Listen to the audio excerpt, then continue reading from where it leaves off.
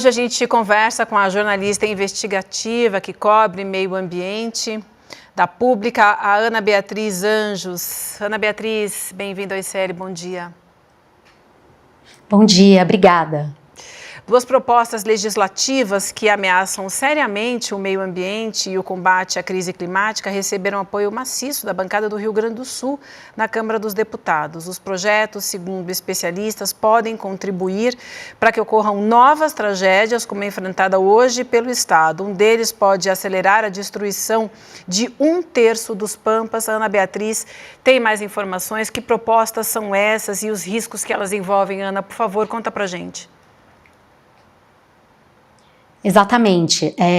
A gente destacou aqui, né, entre várias propostas, né, que estão em trâmite hoje no Congresso Nacional, que ameaçam o meio ambiente e o combate às mudanças climáticas, duas que podem afetar o próprio estado do Rio Grande do Sul em maior medida, né? A primeira delas é um projeto de lei que busca criar a Lei Geral do Licenciamento Ambiental. Essa era inicialmente até uma proposta dos próprios ambientalistas, né, que queriam padronizar a questão do licenciamento ambiental no país. Só que durante a tramitação dela no Congresso Nacional, o texto foi ficando muito ruim. Ela está em tramitação desde 2004, né, faz bastante tempo. E aí, na última vez que ela foi votada, que foi em maio de 2021, no plenário da Câmara, ela foi, obviamente, aprovada assim, por larga escala, né, por larga folga, e da bancada de 31 deputados federais eleitos pelo Rio Grande do Sul, 29 estavam presentes naquela ocasião, naquela votação. Desses 29, 22 votaram a favor dessa proposta, né? Eles eram, né, majoritariamente filiados a partidos de direita e do centrão. Falo que eram porque era na legislatura anterior, né? Hoje esse quadro mudou um pouquinho, teve alguns que mudaram de partido. Essa lei, né, esse projeto de lei, ele traz muitos retrocessos, segundo os especialistas. Ele cria, por exemplo, uma possibilidade de autolicenciamento e também ele dispensa de licenciamento ambiental algumas atividades agropecuárias. O outro projeto de lei, como vocês estavam ressaltando, ele busca flexibilizar a proteção a áreas de vegetação não florestal. Então, são áreas que são cobertas por formações que não são árvores, né, não são florestas. Por exemplo, campos, né, para citar um exemplo. Esse projeto, ele foi aprovado agora em março na Comissão de Constituição e Justiça da Câmara, foi aprovado, né, e na ocasião estavam presentes 3 deputados do Rio Grande do Sul, todos os 3 aprovaram esse projeto, votaram favoráveis a esse projeto. Esse projeto, a organização SOS Mata Atlântica fez uma análise e constatou que esse projeto ele pode abrir para a exploração agropecuária 32% dos Pampas, 1/3 dos Pampas, que é o bioma predominante no Rio Grande do Sul. Ele abrange 69% do território do Rio Grande do Sul, né? Olha só que desastre que seria isso. Além de abrir para exploração agropecuária, metade do Pantanal, 7% do Cerrado e quase 15 milhões de hectares na Amazônia. Então, seria muito prejudicial.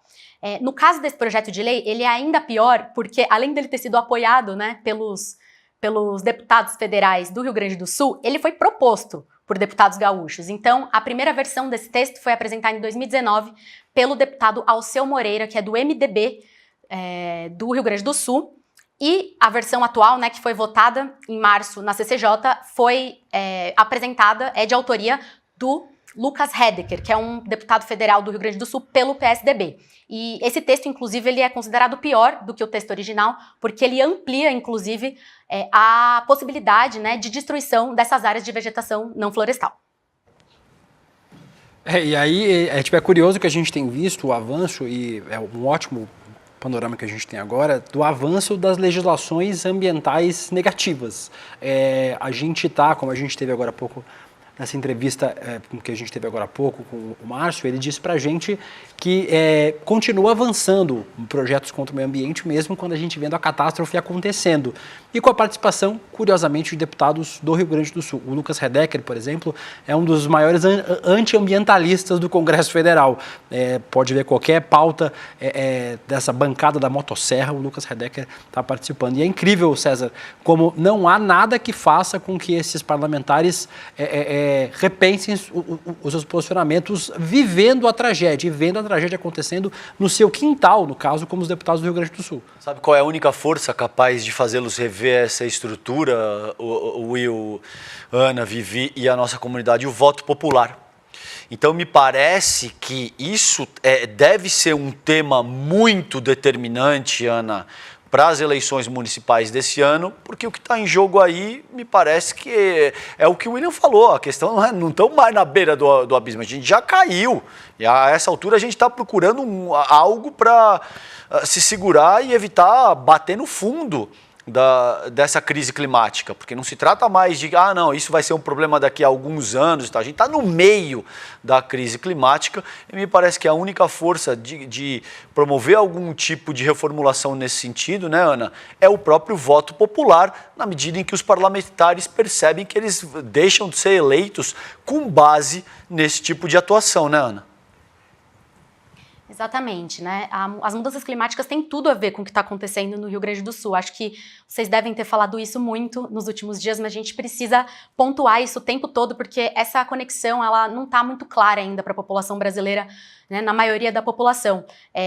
Já é consenso científico que as mudanças climáticas elas tornam os eventos extremos, como essas chuvas que estão destruindo o Rio Grande do Sul, né, começaram na sexta-feira e que continuam até agora, as mudanças climáticas, né, os eventos extremos provocados pelas mudanças climáticas, eles aumentam a frequência e a intensidade. As mudanças climáticas aumentam a frequência e a intensidade desses eventos extremos.